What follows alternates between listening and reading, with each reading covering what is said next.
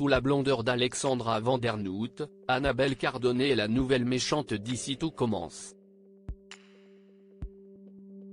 Un tyran sur au talon que la comédienne interprète sans bouder son plaisir. Arrivée à l'Institut Auguste Armand d'ici tout commence en novembre 2021, Annabelle Cardone, interprétée par Alexandra Vandernoot, s'est imposée comme la meilleure ennemie d'Emmanuel Tessier, l'ancien maître des lieux, campé par Benjamin Baroche.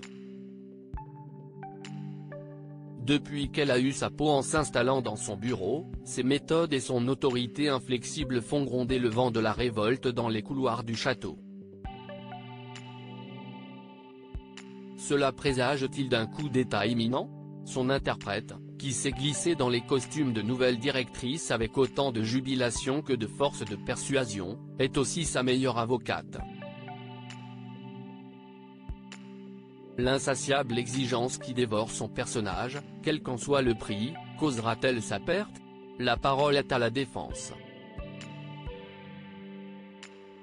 Alexandra Vandernoot, c'est très jouissif de jouer les méchantes. Télé Loisirs, comment s'annonce l'été pour Annabelle Cardone? Alexandra Vandernoot, tendue, c'est le moins que l'on puisse dire. Annabelle a appris la cuisine à la dure et pense qu'il ne faut pas confondre école de cuisine et centre de développement personnel. Elle n'est pas despote pour le plaisir, elle pense que sa méthode est la bonne et, de ce que je sais du monde de la cuisine très compétitif, je suis d'accord avec elle.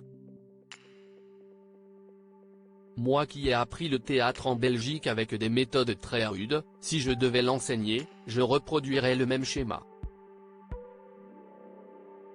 Si Cardone était sur le banc des accusés, vous seriez du côté de la défense apparemment.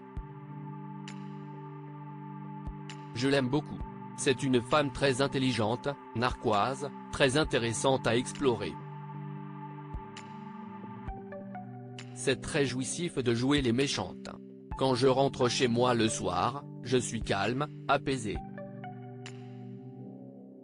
Grâce à Annabelle, je peux exprimer les sentiments les plus sombres que nous portons tous en nous. Jouer Cardone, c'est comme une thérapie. J'aimerais aussi que l'on développe ces parts de vulnérabilité. C'est à l'étude.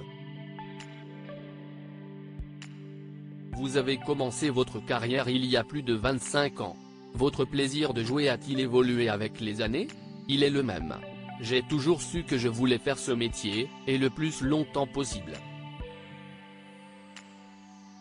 Je suis très heureuse de ne pas avoir été une comète car, lorsque vous observez les comédiennes de ma génération portées au nu à 25 ou 30 ans, il y en a peu qui vivent de leur métier aujourd'hui.